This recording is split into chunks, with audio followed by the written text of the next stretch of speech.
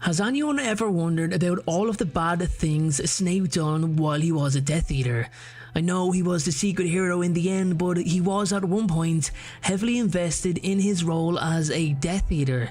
So many people adore him in the series, and that's okay. He did a lot of good, but he also did a lot of bad, and that's an area not covered in the books.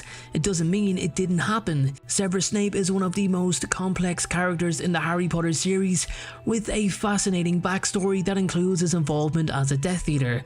Now, it is true that Snape had to do a lot of bad things during his time as a follower of Lord Voldemort, and his actions were not easily forgivable. In today's video, I will explore the strong possibility that Snape had to kill as a Death Eater, as well as the awful things he may have had to potentially do. Something I believe many people pass over is the fact that Snape was heavily involved in the deaths of several people. Even if it wasn't done so by his own hand, he still played his part. Look at James Potter, for example. It was revealed in the Deathly Hallows that Snape was the one who told Voldemort about the prophecy that led to the deaths of not only James, but Snape's beloved Lily. Snape was not directly responsible for their deaths, as I mentioned, but he did play a key role in their betrayal. He set the ball rolling. It was his action of informing Voldemort about the prophecy that led to Voldemort taking the decision to murder the Potters and their son. Harry was saved, of course, due to Lily's protection, but she and James were bluntly murdered, and it all leads directly back to Snape, which is why I believe he changed his allegiance in the first place, and only because of that, because of what happened to Lily. Additionally, Snape was likely involved in other killings that were not explicitly mentioned in the books, as he was a high-ranking member of the Death Eaters. Snape's involvement in the Death Eaters also means that he likely participated in other terrible acts, such as torture and kidnapping. In fact, he had knowledge of the torture of the Longbottoms at the hands of Bellatrix Lestrange and did nothing to help. Snape's loyalty to Voldemort likely led him to do other morally reprehensible things, such as supporting the enslavement of Muggles and Muggleborns and the purging of impure blood from the wizarding world. Snape's participation in these activities is a testament to his deep-seated belief in Voldemort's ideology, which only adds to the complexity of his character. Voldemort offered him a way out of his secluded life where he never felt like he belonged. He fit in as a Death Eater. He was valued for his power, and knowing that the Dark Lord trusted him gave him a sense of security and only strengthened his allegiance to his master. It is also worth noting that Snape's involvement in the Death Eaters had a lasting impact on his own life. When he switched sides and became a spy for Dumbledore, he had to live with the guilt and shame of his past actions. Additionally, his role as a double agent put him in constant danger, and he had to live with the fear of being discovered by either side, which made him a master of deception. He was able to control his mind and emotions in order to fool the Death Eaters into believing he was still loyal, and secured that with the planned murder of Albus Dumbledore. Snape's task of infiltrating Hogwarts as a spy was something that weighed heavily on him. During his time at the school, he had to maintain a cover and keep up the appearance of being a loyal Death Eater, while secretly working to protect Harry Potter and the other members of the Order of the Phoenix. This meant that Snape had to walk a thin line between two opposing sides, which was a difficult and risky task because he still had to perform interrogations for Voldemort while he was actually on the side of the Order of the Phoenix. This is best represented when he witnessed the death of Charity Burbage and showed no emotion towards her when she pleaded for his help.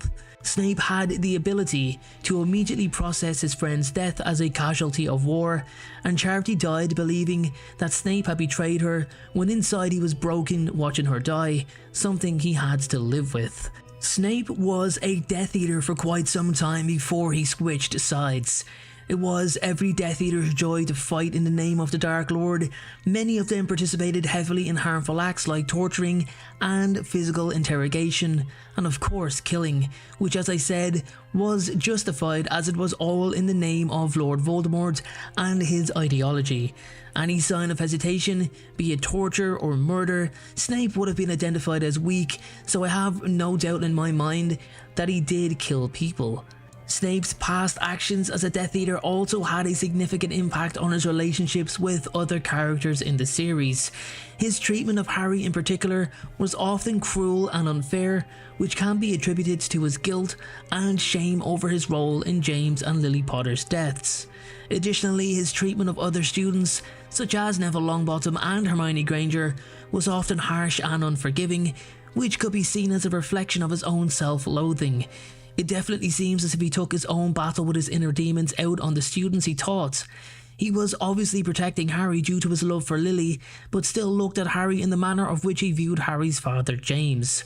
He blamed James and Harry for Lily's death, as had James never courted Lily, none of this would have happened. Harry would have never been born, and Lily would have still been alive. Quite a selfish, self-centered way at looking at things, but I believe Snape had to shift some of the blame onto others in order to be able to cope for the role he played himself. Snape's involvement in dark magic was his mastery of the unforgivable curses, in addition to creating several spells of his own. The unforgivable curses were considered to be the most powerful and dangerous spells in the wizarding world, and their use was strictly prohibited. Snape's proficiency in these curses suggests that he may have used them extensively during his time as a Death Eater, as his skills were widely known, and the reason as to why Voldemort valued him so highly, which means he'd have had to teach them to others, possibly using creatures as practice. Snape would have highlighted the importance of the meaning behind the curses, that in order to successfully cast an unforgivable, the caster had to truly mean it. They had to truly want to cause harm. This is why the curses are not so easy to perform, as it requires emotional focus and strength to do so, something he would have highlighted frequently. It is also highly likely that Snape was involved in other forms of violence and intimidation, such as threatening or blackmailing others to achieve his objectives. His willingness to use fear and intimidation to achieve his goals is another aspect of his character that speaks to his darker nature. Snape's guilt and shame over his own actions, coupled with the fear and anxiety of being discovered as a double agent, must have taken a significant toll on him over time. It's no wonder that he was often portrayed as a deeply unhappy and tormented character throughout the series.